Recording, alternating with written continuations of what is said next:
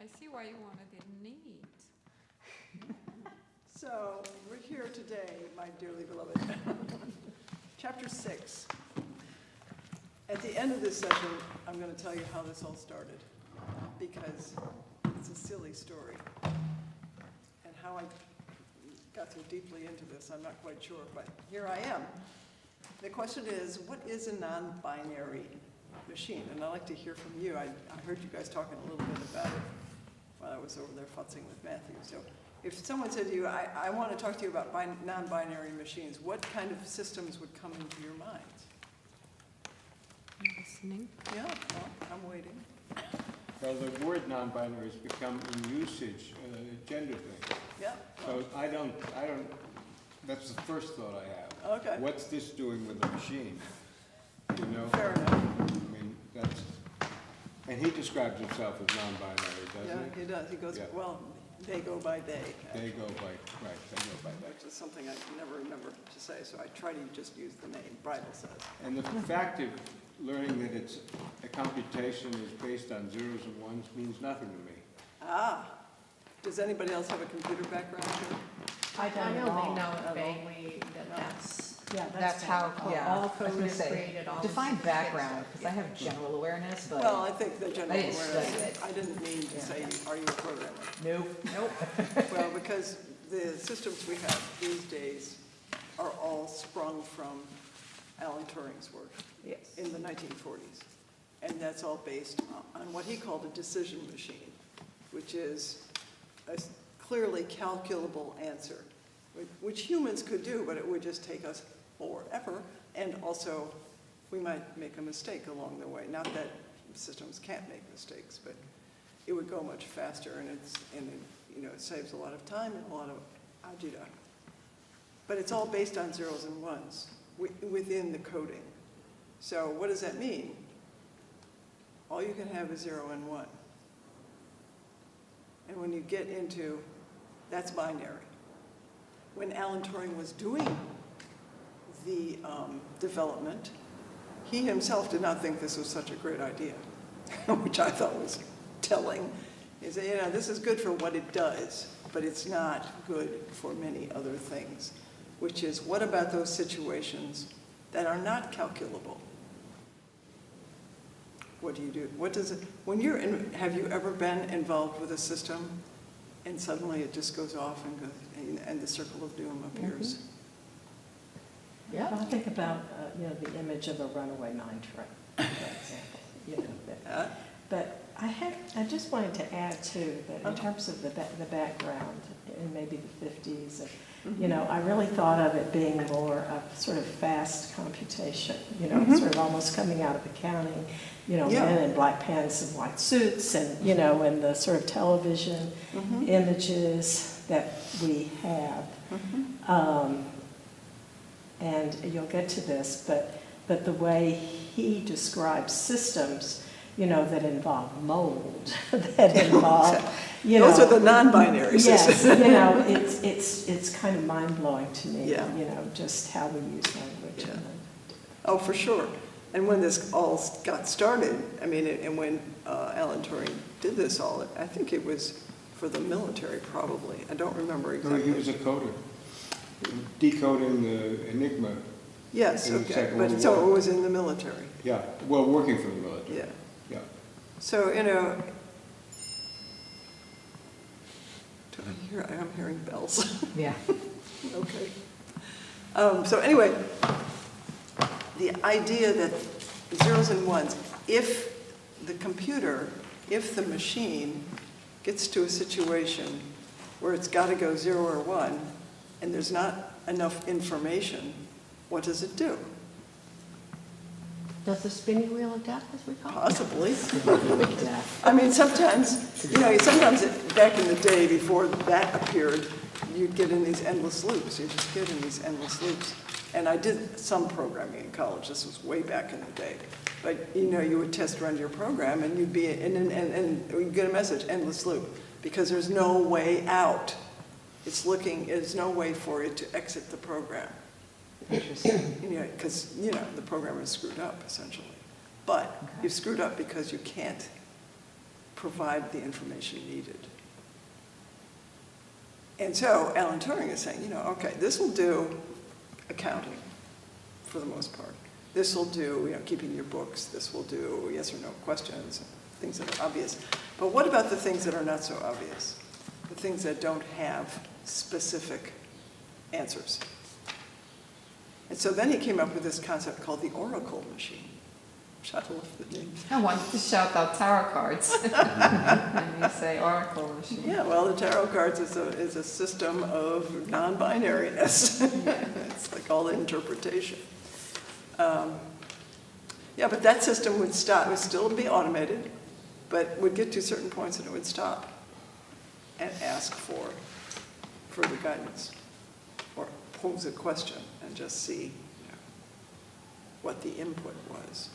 So it didn't just go off and do its own thing, kind of blindly following the instructions that it had been told to do, because these things Turing machines don't think, they just do what they're told to do. So with that being said, what would a non-binary machine look like? If you say binary machine is zeros and ones, doing what it's told to do, and it's your phone, it's your laptop, it's basically all the electronics we have is all based on this, which Alan Turing's probably turning over in his grave. But, this is how we go. It was easy, it was quick, it was there, let's do it. So what would a non-binary? Something that's not based on that. You could probably.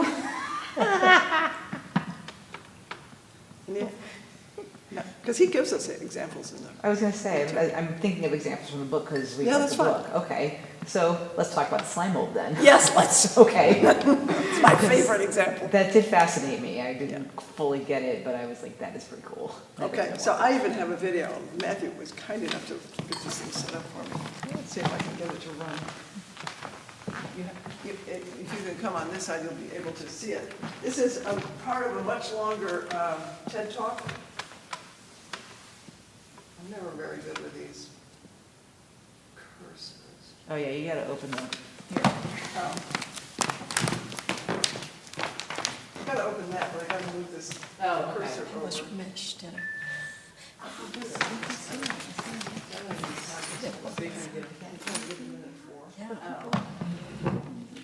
And it was good feed. Oh, good. No, a lot of people came.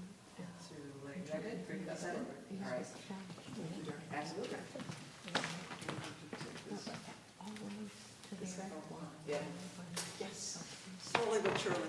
So this is a TED Talk done by this female scientist who knows all about slime mold, which is like the famous example for stuff like this. And I just take this one excerpt out of it. She goes on for 12 minutes, so we're starting at minute 4, we'll probably only watch for 2 or 3 minutes. But this is the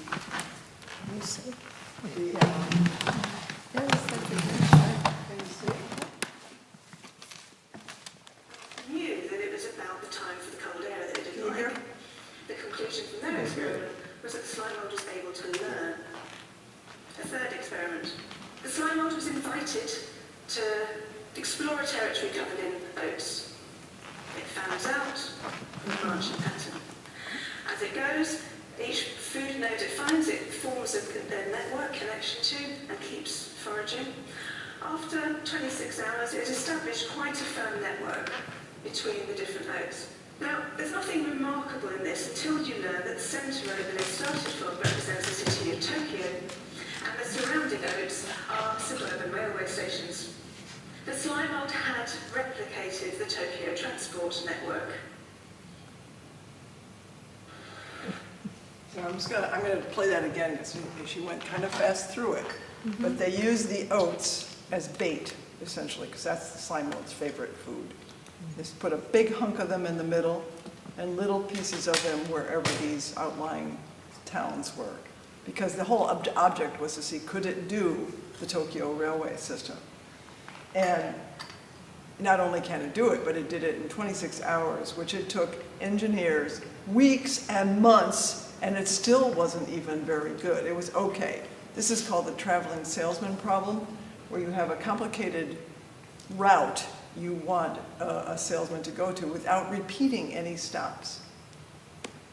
And for a human to do that, it becomes a logistical nightmare when you've got a ton of spaces to go to. But the slime mold, 26 hours, chop, chop. So I'm going to play that once more. The yellow, what it does, it sends out a thin filament over the whole space. Then it finds out where the food is. It's like, oh yeah, let's go here. And then maybe it runs out on a smaller one and it goes, oh, over here. And it finds the nodes, it makes a network of Is the what- food planted there by whoever by is running? humans, who's running the experiment. Well, isn't that leading the slime mold to the conclusion? Yeah, well, the question was, can it establish this network of the Tokyo system? Yeah, because I think like it knows where the different cities are, but it doesn't know how to get from city Right. to city, which is what the mold figured out. It figured out where the food was, how to get to the food. Oh, Yeah, it look, slimed over to it. Slimed over. correct, but it didn't have to do it in that particular pattern, but it Exactly. did. And it replicated the Tokyo railway Exactly, system. very good. Yeah. Oh, okay, I see. So, just so that I can understand, the oats were strategically placed Yes. to see if it could do it or how it would do it. Yeah, it's really, Elias has it, it's really the how, because what they found, and I didn't show at the beginning, but working up to it, it solves mazes quite easily. And it always goes the fastest way. It doesn't go this one, like I would go, like, dang, once again, dead end, and turn around and start over. It knows somehow. I want to see it through the labyrinth now. Labyrinth has a way out, you just have to be patient. Correct, different process, I get it. And so let me just play this. We'll go back a little further and see if I can see these other.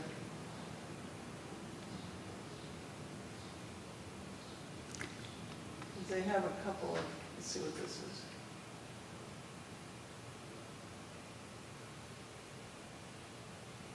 Fed it a varied diet.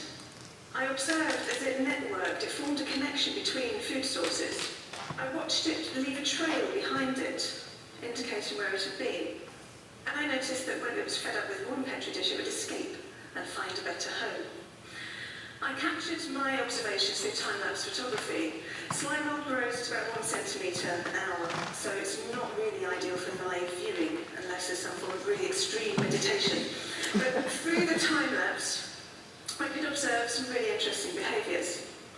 For instance, having fed on a nice pile of oats, the slime mold goes off to explore new territories in different directions simultaneously.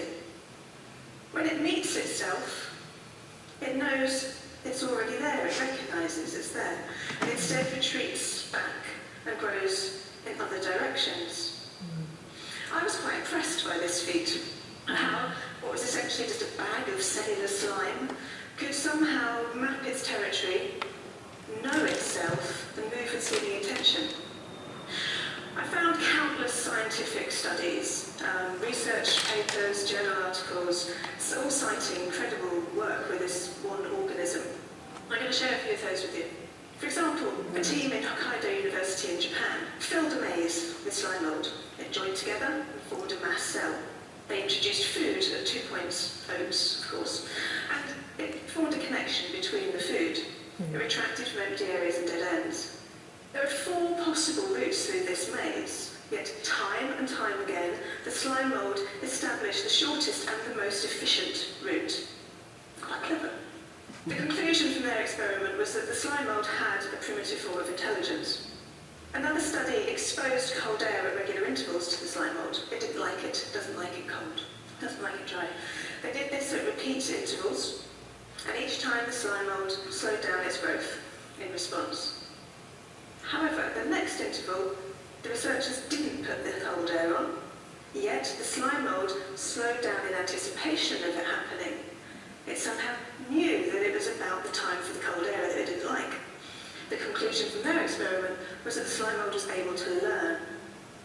A third experiment.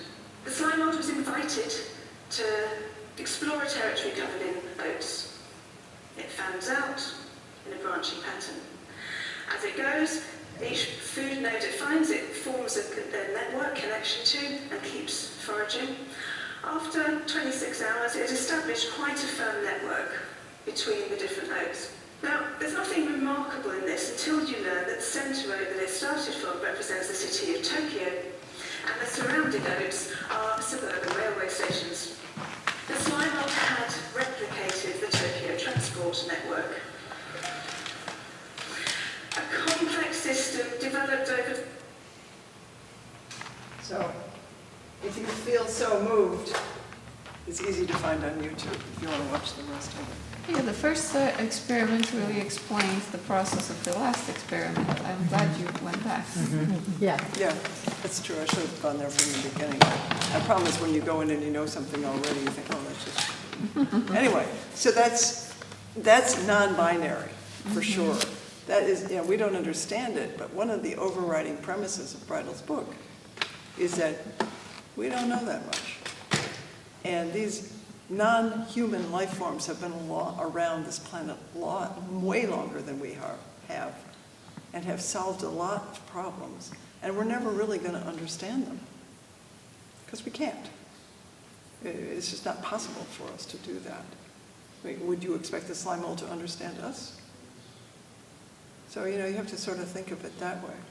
And in that book, and if you read the chapter, maybe you'll remember some other examples of life forms he gives, which are using non-binary methods of coping with their environments, like the Venus flytrap. Whoop. Chow down. You know, but how does it know it's not dirt? You know, or some random twig landing in there that's a piece of red meat. Turns out there's magnetic fields. It's just like, really, Venus flytrap is putting out magnetic attractions. I did not read the whole article about that. But there was Venus flytraps. There were the mimosa that close their leaves when they're touched. They really respond rapidly. But they showed in one place where they were in Kew Gardens. They had mimosa in Kew Gardens, and people would go just to watch them close up and go. And they close up, and then they realized they weren't in danger from these random tourists, and so the mimosa stayed open. It's like, I can't be bothered with you children, stop it. So it's just, I find it, you know, the more I find out, the more interested I get in what else is going on that we're totally oblivious to. Yeah. I think it kind of changes your worldview. Oh, it. You know, I mean, you just don't, human beings can be so arrogant about knowing how history, you know, is supposed to progress, how things are supposed to happen. And systems built like this strips that away, I think. I totally agree with you. I'm not a big fan of humans, frankly. That's I'll be transparent in my views. Like, you know, really. When we talk about non-binary machines, it's even with humans, there's ways to present data that aren't in reams of printouts and numbers and words. And it really is a thing of moving away from that. And how do you, like this example of the slime mold, it's pretty obvious what was going on. We can't tell you how, but it got the job done. So who cares how it got done? You know, you ate the oats and there you are. The other example, actually Jim and I were talking about before, was the example of the Moniac that I found really interesting. It's the British economic system that somebody made a water computer based on. I have another video for that one. They made a working model in New Zealand that does this, and they labeled all the parts, and they said, well, you know, with machines the way we have them now, there's much more detail, it's much more complex. Okay, but is it more accurate, really? That's the question I want to ask. We'll watch that video and then think about what are the trade-offs, binary to non-binary. Because there are some things binary systems can really do much better than these non-binary ones. But is it worth it? So, let's see if I can manage to get the other one working.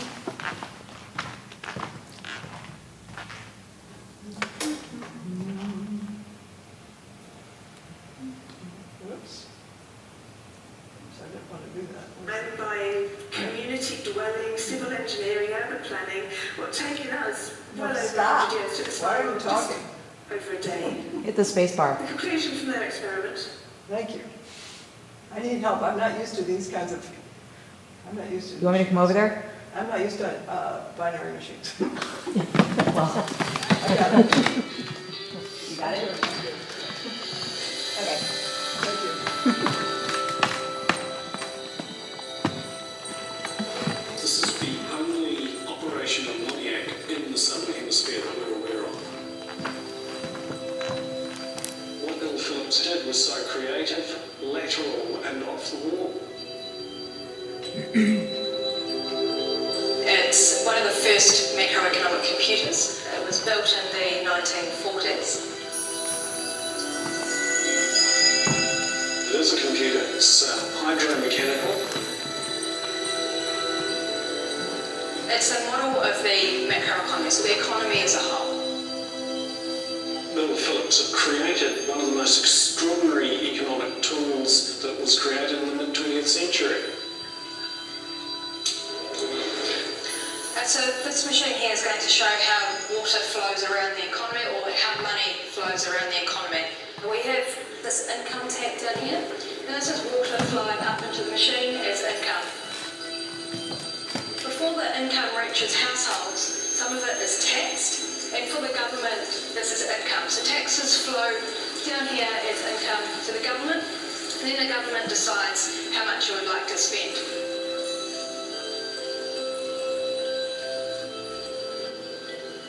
People who saw it could scarcely believe the achievement that here was this tremendous machine that laid out so simply and clearly all of the concepts and ideas of economics. If the government does not spend all its revenue, then it'll have a surplus, and this is what this box here measures. The income that is after taxes, this is where it reaches a household, and the households have a choice to make. They have to choose between how much they'd like to save, and then what they don't save, they consume.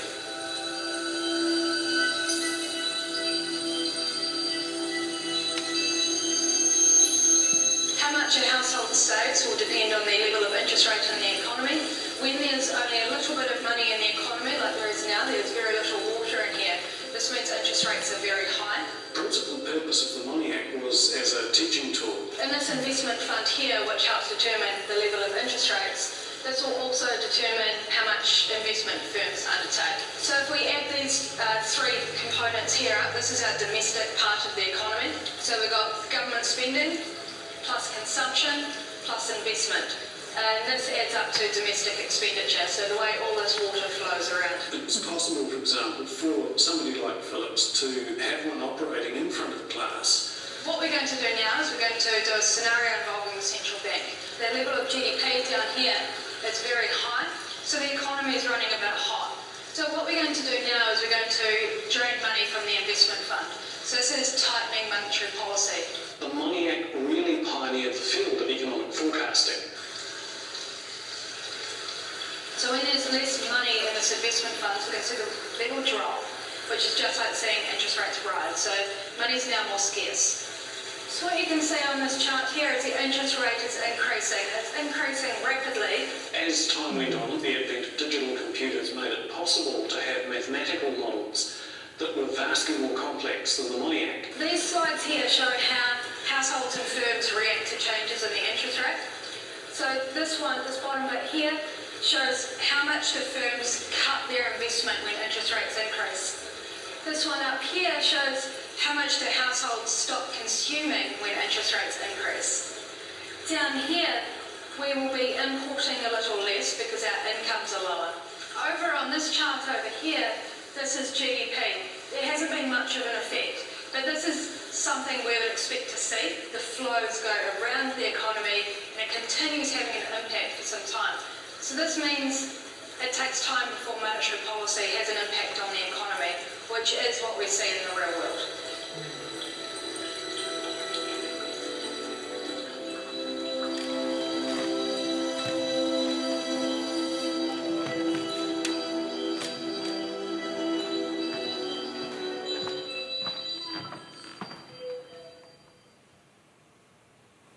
I could listen to people from New Zealand just to relax with their accents.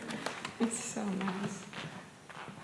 So I found, when I was reading about that machine, I was interested, and then when I found that video, I'm like, oh, this is really when I watched it, I thought, this is so simple. I mean, when you look at it, and you know it's like income and outgo, and whatever's left over is profit or loss, essentially. But when you hear like Jerome Powell's on the news today, and it just sounds like it's something from some other planet. And this is a situation, a human-made, complex, difficult situation. It's not a slime mold figuring out a maze. But we found this way to, William Powell found this way to show it in a way that's understandable for many people. So for me, that gets to one of the points about non-binary systems, which is, class. Well, it's de-technicalized. The tyranny of technology is taken away, in a sense, and something, as you said, you look at and you say, oh, I kind of get that. Yeah, it's that like somebody could put that together and think it through and use water as currency. And it's a flow through. It's something that flows. Yeah. Flows in, flows out. It's It's like reacting to the world as opposed to trying to figure the world out and grasp it, in real time. what I saw, and it's very close to what you were saying, I think, is that it's making models of what's going on. Yeah. And I was reminded, one thing we did in middle school science was to make watershed models by taking a piece of paper, crumpling it up. Okay, isn't that a great landscape? With markers that were water soluble, draw along the ridge lines, come with a squeegee bottle, and it rains, and you see where the watersheds are.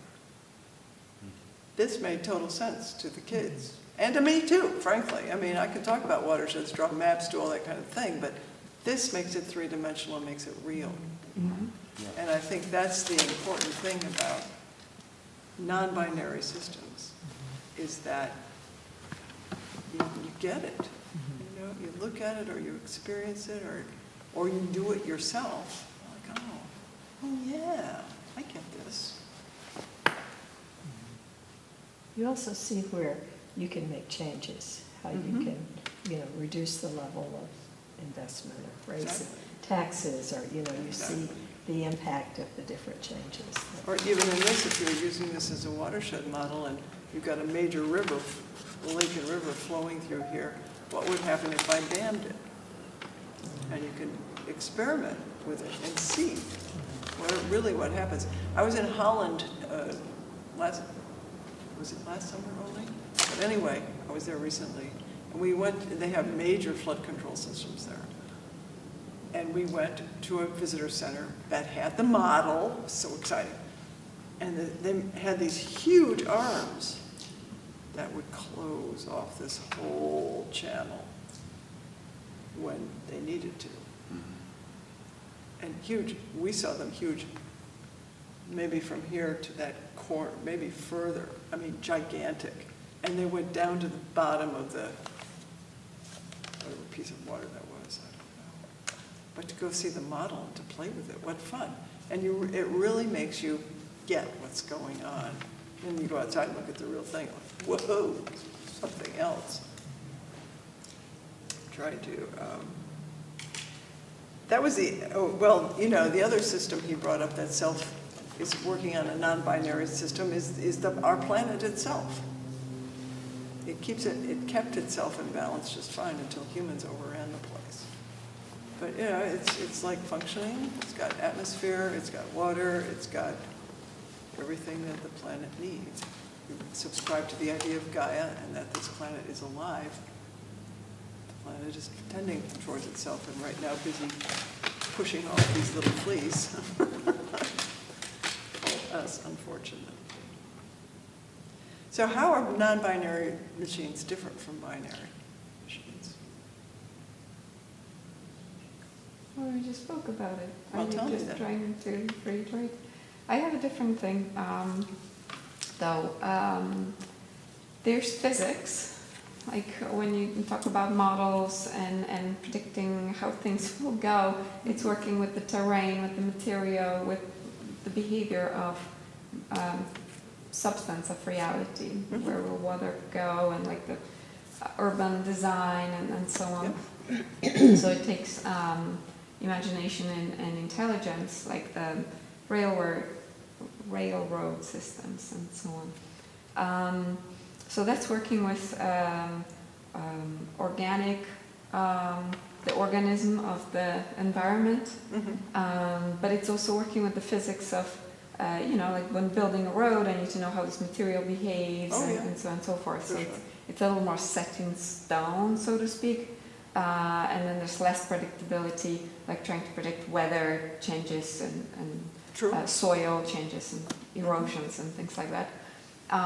But then there's behaviors like the slime, or also there was a Professor Kaziriev, a Russian scientist, who there were several scientists in Russia who were unfortunately geniuses, like on the level of Nikola Tesla and so on, and unfortunately at the time where that was not okay, because this was fresh communism, post-war, 1940s. So they were all locked up and sent to Gulag, to the Siberia. My family went to Siberia. Fun stuff. And so he was there and kind of continuing his experiments, but without his full laboratory, he could just observe and make observations for 10 years. And so he would watch mold growing on those barracks where they were kept, and the patterns it would form and so on. And then when he came back and could reclaim his laboratory and so on, put together a machine that would detect torsion fields. Torsion fields. So he noticed that those molds and so on would grow in spirals. And he was like, why in spirals? Is that like some kind of fancy design that they have? And so he noticed that every field of energy will intensify, and when it intensifies for a number of reasons, it will create like a whirl, It's motion, like a skater torsion doing field. a And twirl. even in the process of doing healing, where the energy is supposed to be a rapid flow through the body, I would have a person sit in the chair and they would be like, oh my god, it's like I'm twisting. Like they would feel the turn. But that's just observations, like I was doing an experiment. So in any case, he came back and did this torsion field experiment, had plants reacting to things, just magnetic fields. At some point he had his machine, which was kind of like a compass, but it would detect when the torsion field would move, where the energy would intensify, and it would just, the needle would point to it. So he would do stuff with the plants, and then the needle would point because the plant was agitated. So he was trying to detect this invisible intelligence all around, and how it works with movement of energy, literal movement. And at some point he was reading a book, and it was like Dante Inferno or something, right? Hero's Journey. And he was like, will he say yes, will he say no, will he break the vow? And it's like, oh no! And his emotion erupted, and the needle went ding! That his emotional field created magnetic movement of energy around his body.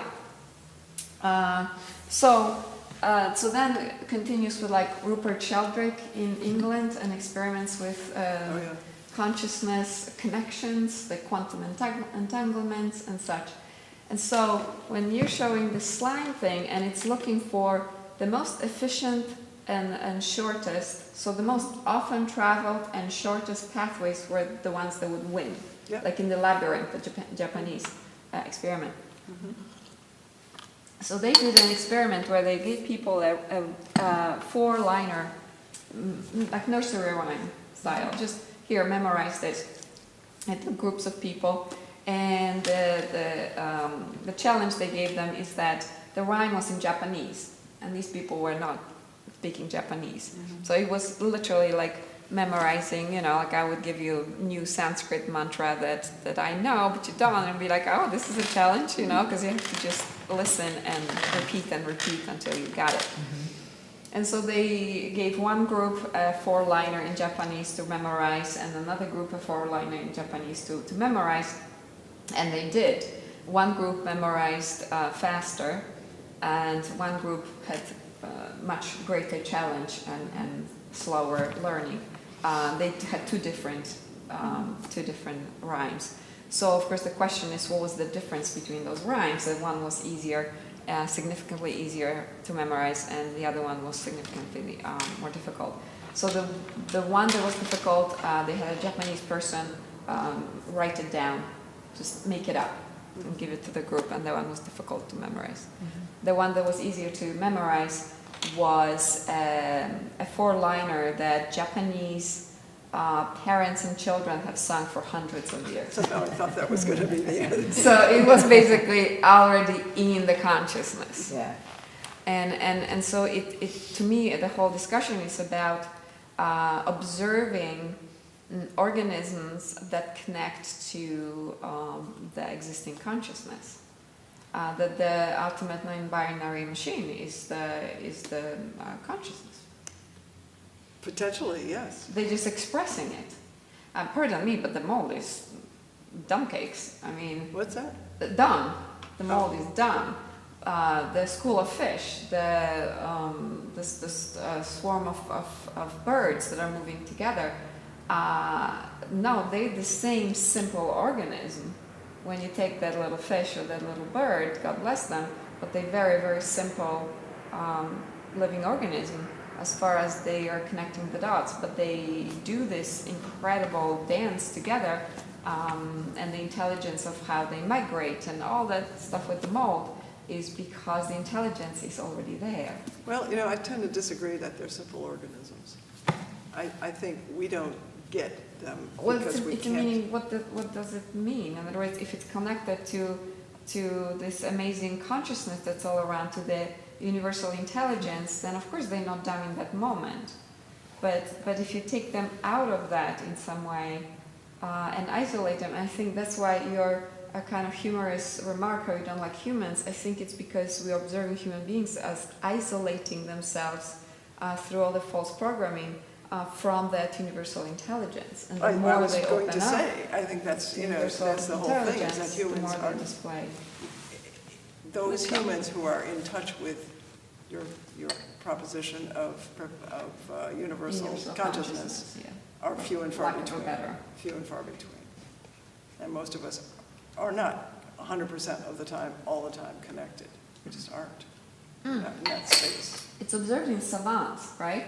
Somebody who had an accident and suddenly they just have incredible answers, or children who are mathematical geniuses, and they'll tell you an answer that there's no way that they came up with that in the regular process like their fellow classmates. No, that's true. They just know it, and it's because the connection they're making is not the synapses by synapses. They just connected to the vast pool of that universal computer there, in a sense. Yeah, I think I need to think on this a little bit more before I'm clear on what I believe in I'm the just sharing universal my energy. vision on this. Yeah, Absolutely. I Just think sharing it's- how I'm connecting I this. think it's a place to go, and what it reminded me of initially is sound waves, it's cybernetics, that field. Yeah, and cymatics. Right, so when you put sand on a piece of Yeah. wax paper Yeah. and play a sound, can be from a drum, can be from a gong, can be from whatever, the sand starts vibrating and forms geometric shapes. Precise. It's uncanny Yeah, to watch. how precise. Absolutely. Uncanny. Yeah. So I think I'm to the point of there's a lot more going.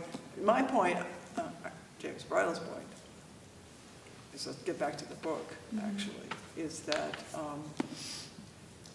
we know very little about the planet that we live on. But we have this idea we're the smartest and the best, which just is blatantly not true.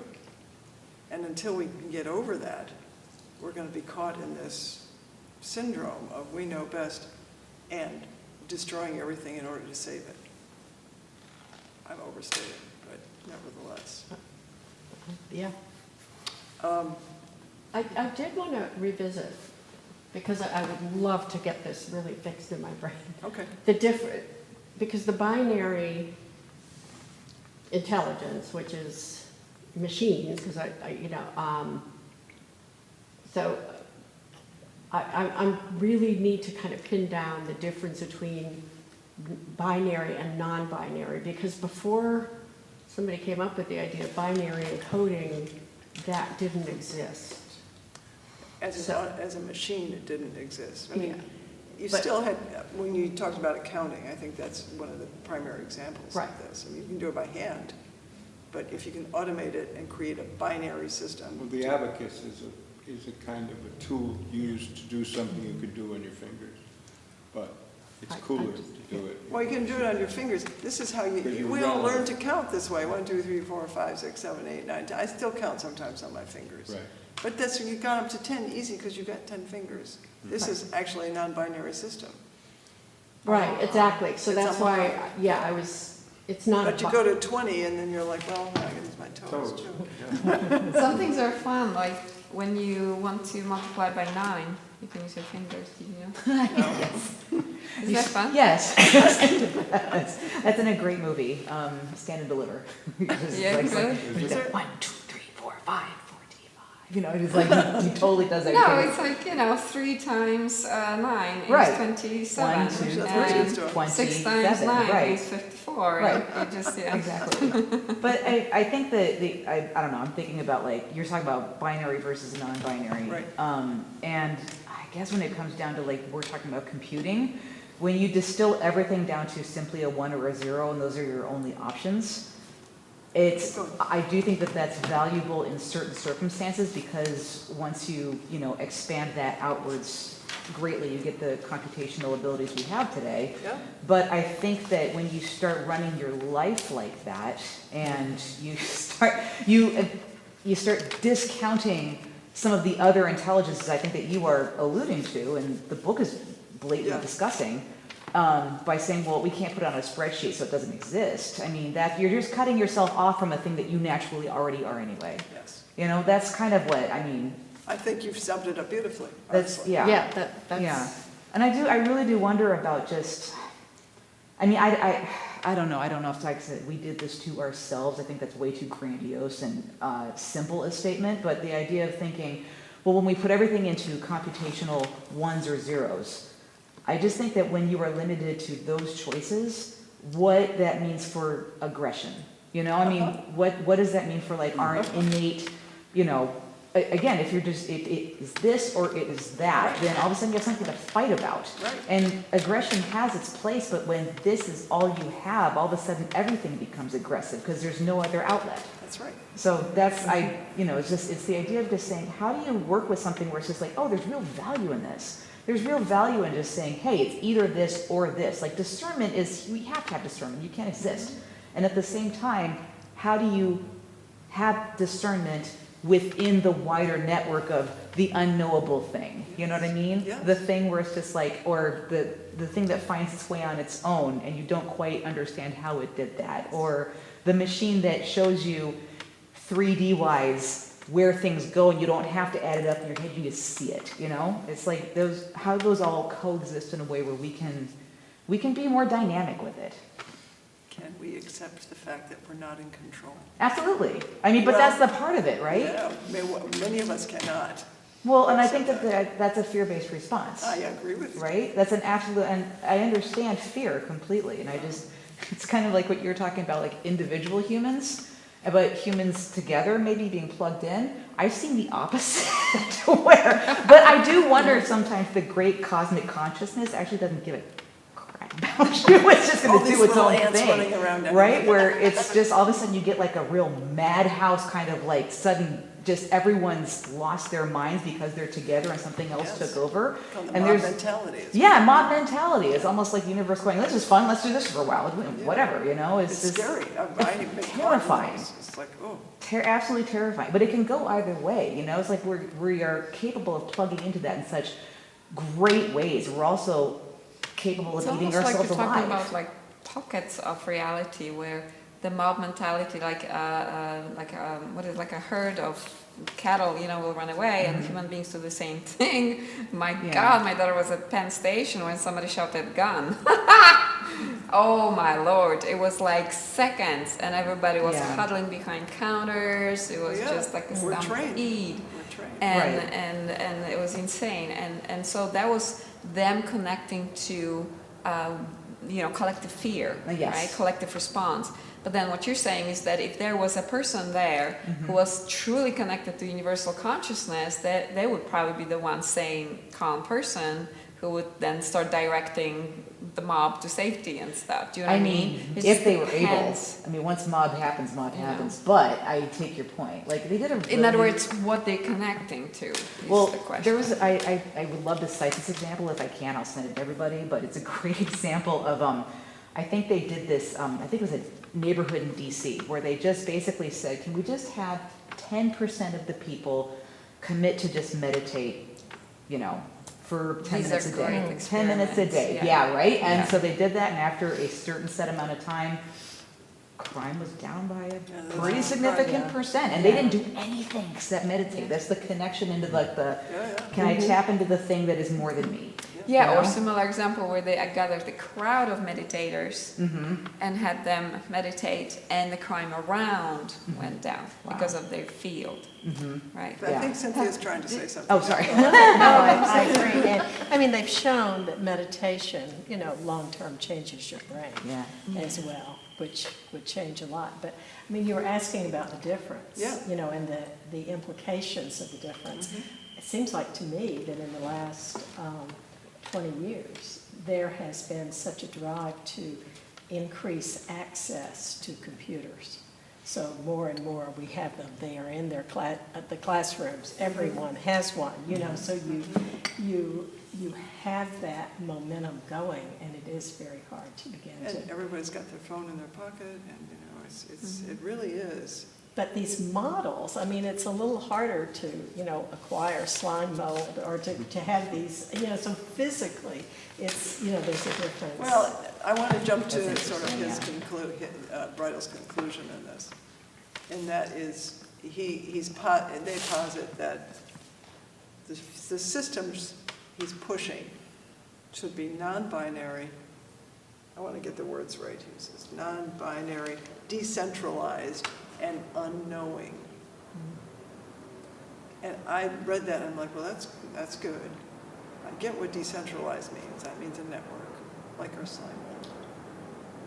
Unknowing is a skill to say, you know what, I don't know what's going on, and let's just start and see what happens. Like the slime mold found its food by just kind of going for it. That non-binary kind of trips me up every time. So what would a system, a real machine, look like that was like that, had these attributes? I really don't have the answer, but I'm very curious about what it Well, would the be. binary means it's a constant to the outside eye. You look at the computer, you see the hardware, but there's a constant left or right, right? Like a million decisions. You're talking about binary or not? Yeah, binary. Whereas the non-binary is kind of like standing in front of the field, and it's not a fork in the road, left or right, and then all the forks alongside. It's just looking at the field, and it's kind of like knowing everything and nothing at the same time. Like connecting to the whole field, but also not having a control over one decision, whether It's to not go this way, but invested, just go where the field takes you. Yes, it's spreading out and seeing what could be found. Like all these TED Talks, if you came up with a problem and you're suddenly presented with this range of possibilities that you can, envision, or you come to a point where one of the considerations is an ethical consideration, Yes. the impact on this group or the impact on, something within the system itself that prompts you to consider more options like that. Is, this feeling of hopelessness about what's happened to the world from our little tiny half-knowing perspective. The world is getting along fine in most ways. Fewer people die each year from diarrhea, from diseases that used to wipe people out. There's fewer people die from wars. There's such good news in the larger world.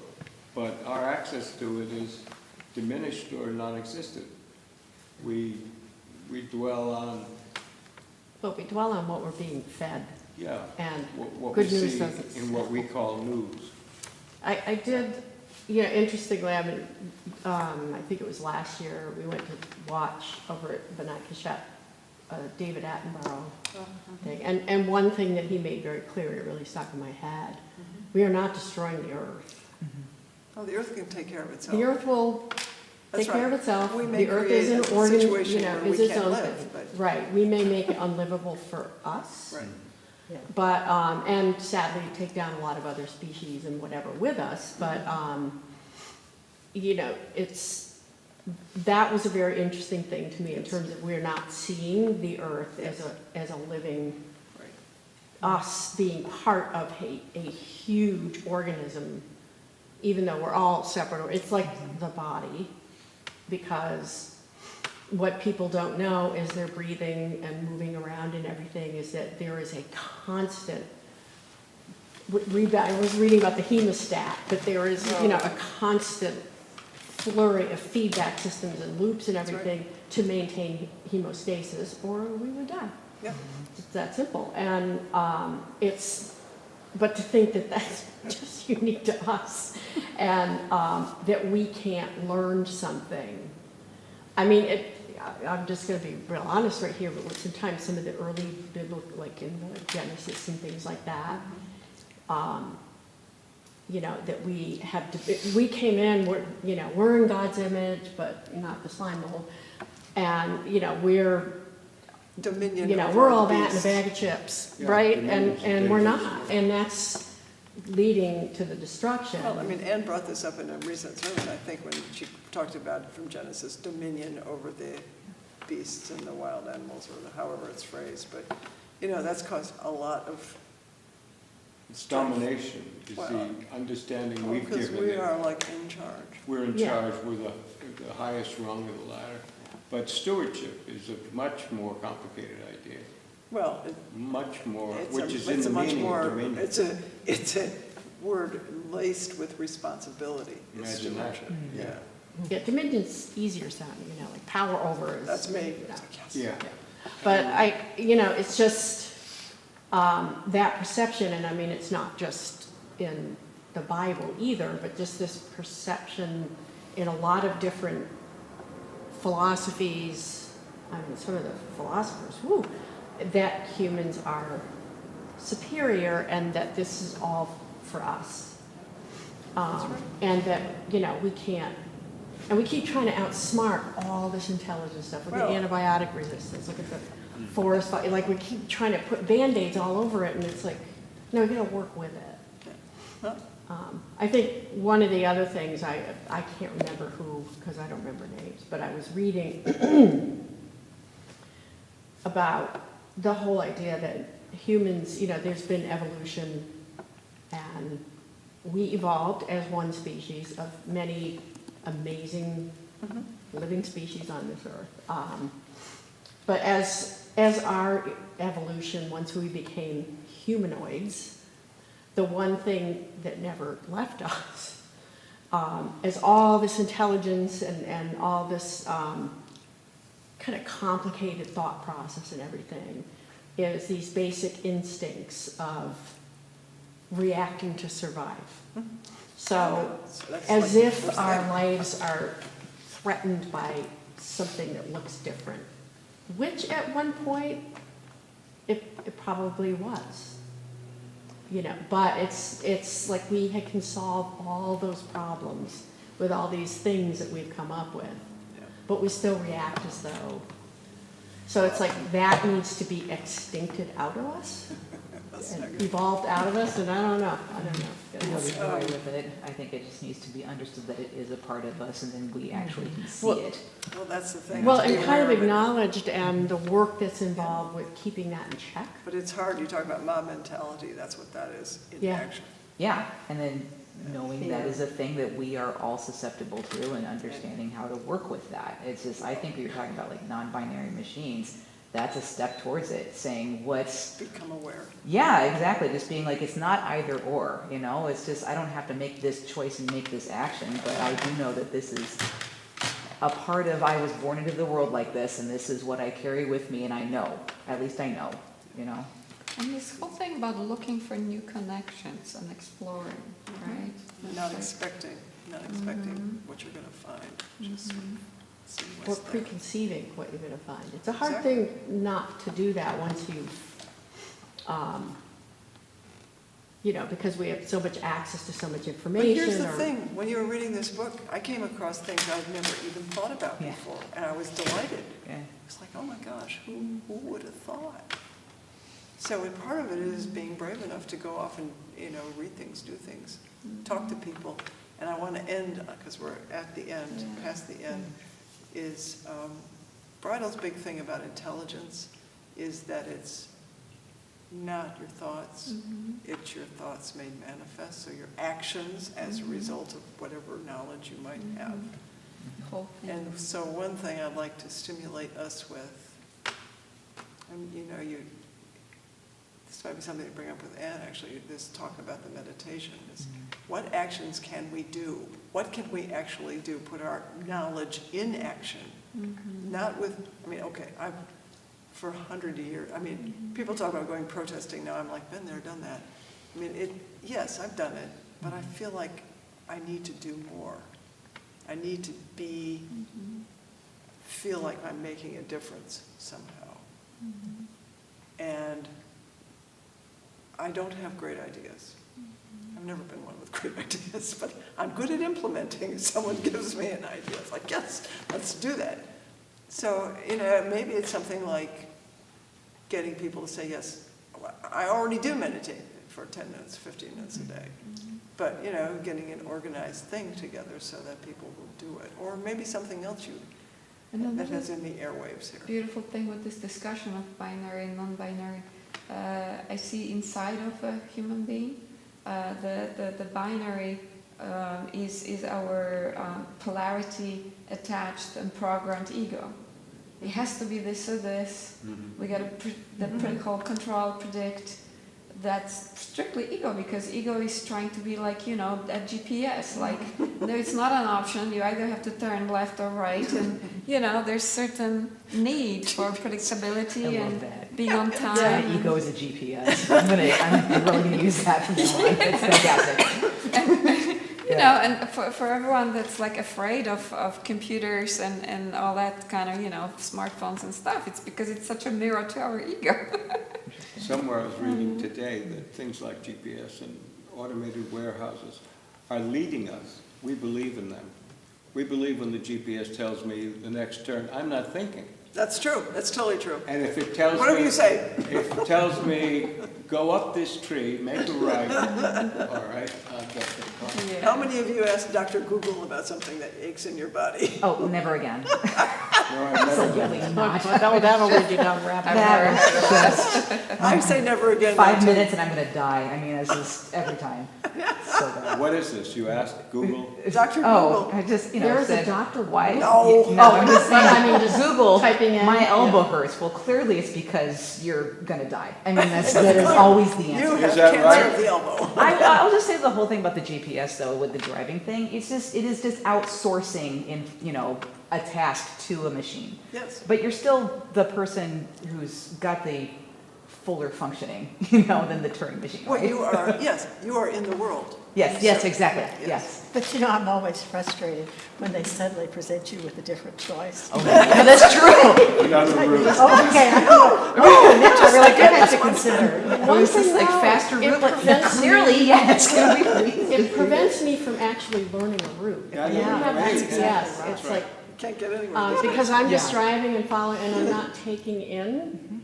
If I do it enough times, it does sink in. But I have, you know, gone certain places, and the other thing is it will take you different ways Yes, it's very each cool. time. So I remember when I used to go down to Elizabeth to visit, what's it, Doesn't matter.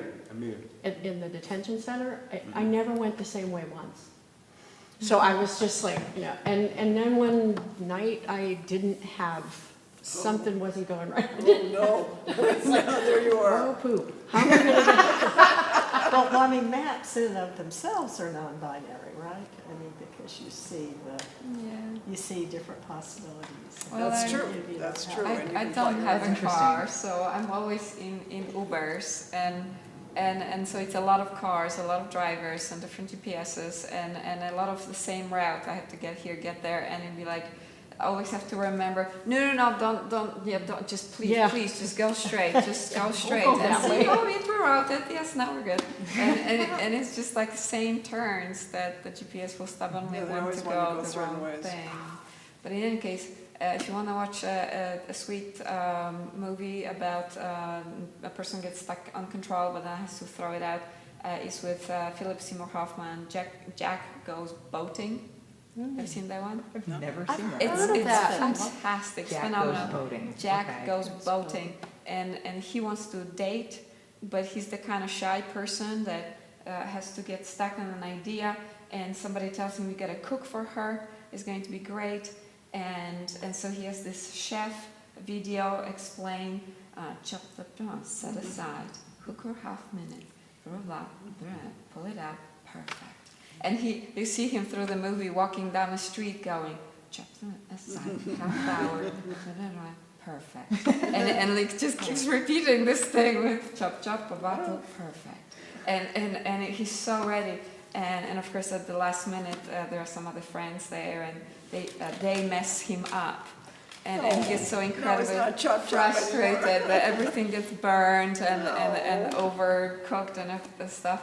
And he's devastated, and he has this one song that calms him down, and it's some kind of reggae thing, and they ruin that for him too, because they're trying to get him to calm down, so they sing his favorite song, and he's like, now this song is ruined, and everything goes to pots, but Does this movie end well? it's Yes. beautiful. Okay, It's it's a beautiful. Okay, It's a it theater sounds play. distressing, but as long as it like if you're saying it's beautiful, I'm It's gonna a go watch. theater Okay. play with Yeah. genius actors, and they make it into a movie, and it's cute little New York story, and yeah. Okay. But you see this mind, Jack just goes like boating. if I do this will happen, Mm-hmm. and now you've ruined it, and then everything works beautifully despite the plan is ruined. So I keep it. So that's this it. That's a good movie- point. What's ruined, the plan or the The event? plan is ruined, Yeah.